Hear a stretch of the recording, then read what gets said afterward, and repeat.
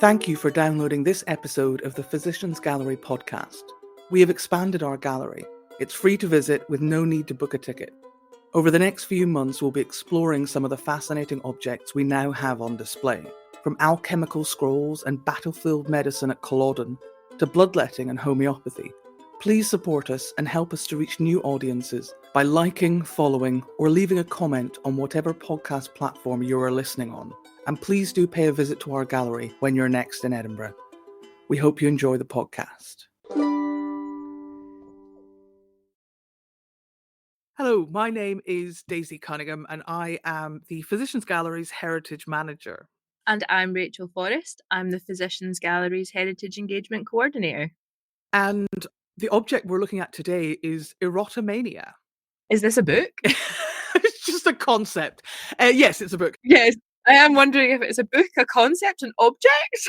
I mean, I could see why you would be confused. So it is a book, and it is on display in our current temporary exhibition, Hooked, until February 2026. So the book is by, at this point, have to give a disclaimer that I did German at school, and there's quite a lot of French accents in here, and I'm going to butcher all of this, so I apologize. The author is Jacques Ferrand. The book is called Erotomania, and it was published in 1640.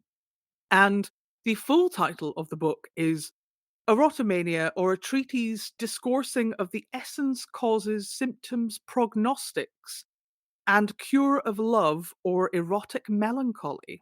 Ooh. Not just any old melancholy. It sounds very interesting. It does, and I promise you it is. Or at least I find it to be. So it's quite a little book. There's no pictures in it. It is 39 chapters long. And I've written down just a few of the titles of the chapters, just to give you a feel for what it's all about.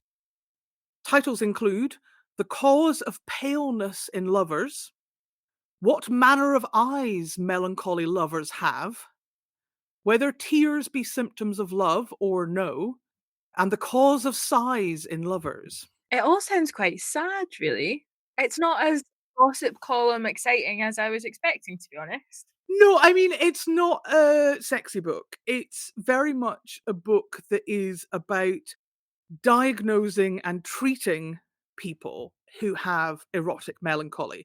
And the author is a physician. So it is written from, the perspective of a doctor.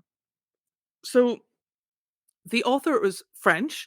He was born around 1575, although there doesn't seem to be a record of exactly when. The book was first published in French in 1623, and then we have the first English edition, which was 1640. And start off with a disclaimer that I'm talking about erotomania at the time that this book was written.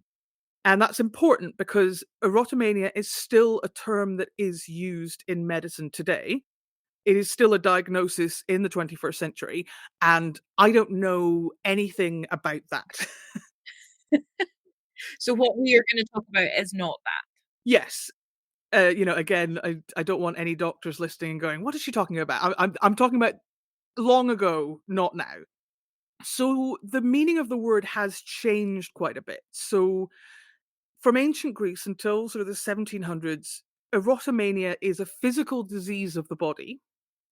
Then in the 1800s, it shifts and becomes something which is really viewed as a mental illness, and it is something that you can be institutionalized for.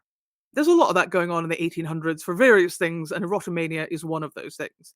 And then from around 1900-ish until now, it's a delusional disorder, a sort of obsessive disorder. So, as I say, in the 1600s, when this book is written, erotomania is a very real and a very physical illness. So, according to Ferrand, the author, erotic melancholy begins as a disease in the liver, and then black vapors rise from there to the brain and corrupt the brain. So, this is said to be the first book dedicated purely to love addiction.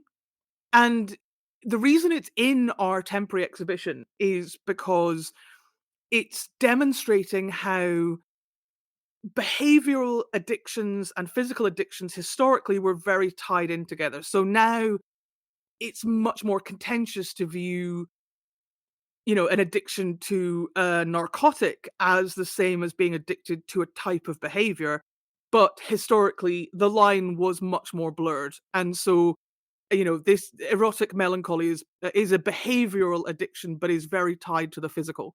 And there were other ideas around addiction to studying, to reading, to going to parties that were also viewed as very legitimate types of addiction. And did they think that being addicted to studying was just as bad as being addicted to, say, like, alcohol?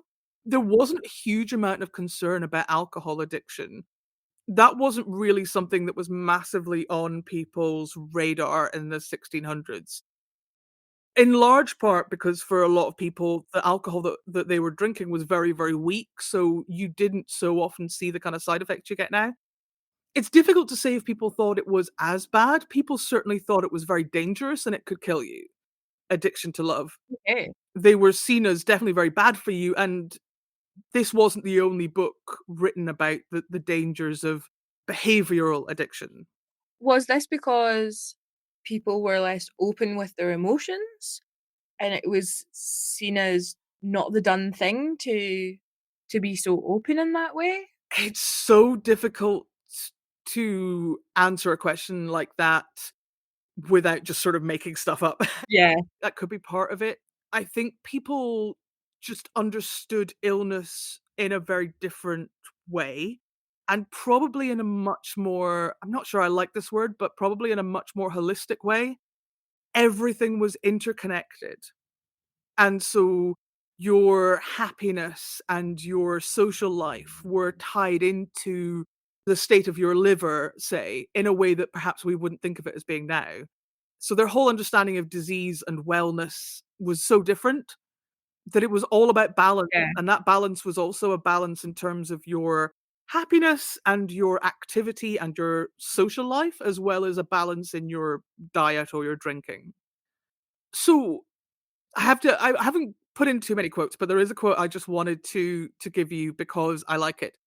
So Ferrand listed the symptoms of erotomania or love sickness. So this is a quote: heart beating, swelling of the face, want of appetite, grief, sighing, causeless tears, insatiable hunger, extreme thirst, suffocations, sleeplessness, headaches, melancholy, epilepsy, ragings, and diverse other desperate symptoms, which for the most part admit neither cure nor mitigation. That's a long list of symptoms. Yeah, I'm not sure I've had love sickness according to this definition because I've certainly not had the epilepsy. No. But epilepsy appears repeatedly in a lot of symptoms for different illnesses at the time, doesn't it? Yes, I think it's tricky because there's some words, some medical words which people used historically, which is the same word that we use now, but they don't mean the same thing. And I think it can end up really baffling us. So, for example, in the 18th century, you would see the word rheumatism a lot, but it was never old people who had it. And you'd see the word croup a lot, but it was never very young children that had it. And you're like, "What's going on? This is so weird." Yeah, But they're using the word rheumatism, but they're not talking about the same condition that they're talking about now. And I think maybe with epilepsy, maybe they don't literally mean epilepsy. They mean some sort of shaking something. yeah, something that almost looks similar, but it's not the same thing going on. Yeah, and I'd almost prefer it if they used some completely different word that we'd never heard before in our lives, but we didn't automatically have a mental association with something now, and I think that really throws us. Yeah, He also lists various cures for lovesickness or erotomania, and, some of them are just the real obvious greatest hits, so you've got your bloodletting, you can't go anywhere without it, you've got your laxatives, of course. obviously. Eating lettuce and pears is one. Okay, well, I mean, a nice pear salad, that's not gonna do you any harm, is it? I think quite a lot of ideas around food at this time was that food was part of medicine and that food had a specific effect on your body. And so if you were overheating and of course, strong passions were an indication of overheating, you needed to eat cooling food. And so things like pears and lettuce were examples of food that would kind of cool the passions. And then you've got cauterization of the forehead with a branding iron. Oh, that's a bit different than a pear salad. It is a bit. Yeah, I don't think that's gonna make you feel better. It's gonna stop anyone falling in love with you, perhaps. So they'll stop this from happening again by giving you such a horrible scar that you won't want to go outside Yeah. and meet anyone or potentially putting any potential suitors off. Problem solved. Great. Bathing the genitals in vinegar. That sounds like it'll sting. Having multiple mistresses. Oh, I'm not sure that'll help. That might just make matters worse. Avoiding, quote, hot, provocative, flatulent, and melancholy meat. Okay, all those words don't go together to describe meat, in my opinion. I'm not sure I've seen provocative meat. He lists some examples: partridges, pigeons, sparrows, and especially green geese. Okay, so small birds? Yes. I'm not accepting any questions about that, and I'm especially not accepting any questions about what a green goose is. Yes. Do we have green geese? I don't know. I've got another quote because I just love this guy. Men prone to love addiction had big eyes because, and this is the quote, the eye is the most spermacetical part of the head. Oh no! Does he give an explanation about why? No. Okay, so we're just supposed to understand. Yep. It was a very controversial book. And it was controversial in part because it was written in the vernacular, not in Latin. So originally in French and then in English, which meant that it was accessible to everyone, including the kind of, the uneducated. Mhm.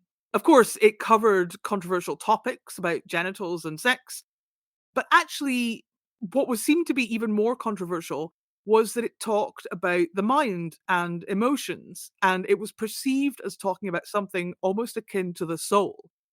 And that was something the church was not comfortable people talking about. So actually, weirdly, the sex bit wasn't the worst bit. So that's fine, and you can tell everyone to eat pears and farty partridges, but don't talk about the soul. Yeah, exactly. So the book was condemned by a tribunal at Toulouse and it was burnt. And it was, added to a list of banned books. So it was, it was formally condemned. And the documents which condemn the book survive. So that's how we do know exactly what the problem with it was. So it was a long list. So it was everything I've mentioned. It was, it was immoral and indecent. It made profane references to scripture. So it talked about the Bible, which was not acceptable. Was it that it spoke about the Bible at all, or was it that it spoke about the Bible along with the theme? Along with was the problem. Along with, okay.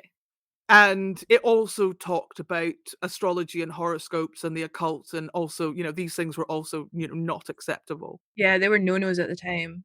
So all copies were to be recalled and burnt, and it does seem like he was trying to get a rise out of people because there are some bits in the book where he doesn't even believe in what he's saying. He's like, "Here, I've heard this weird story about witches do this strange sexual thing, and I think it's crazy, but I'm telling you anyway." Wow, that's just gossip! But I think it was clickbait. He was trying to get attention. So he's like, "Here's a weird story about how, women can grow penises or whatever." And he doesn't believe it, but he thinks it's kind of exciting and juicy, but obviously all those sorts of things only compounded the reaction of the church. Yeah, but it probably got a lot of people to buy and read his book. He probably got loads of likes and subscribes and, all of that sort of stuff, which is, what he was trying to do. Everyone down at the market would have been talking about it, buying their pears, buying their partridges. Buying their lettuce, yeah, all Yeah. of that. Buying their Everyone would have vinegar. been like, "Oh, I know what's wrong with you," or, "Oh, that's a lot of vinegar, you having a wee genital bath." I'm gonna look at this in a whole new way now, thank you. Thank you for listening to this Physicians Gallery podcast. If you enjoyed this episode, please subscribe, click like, or leave a positive review or comment. We truly appreciate your support because it helps us reach more people. If you'd like to know more about the Physicians Gallery, our exhibitions and upcoming events, please check out our website and social media pages. Links are in the description for this episode. Thank you.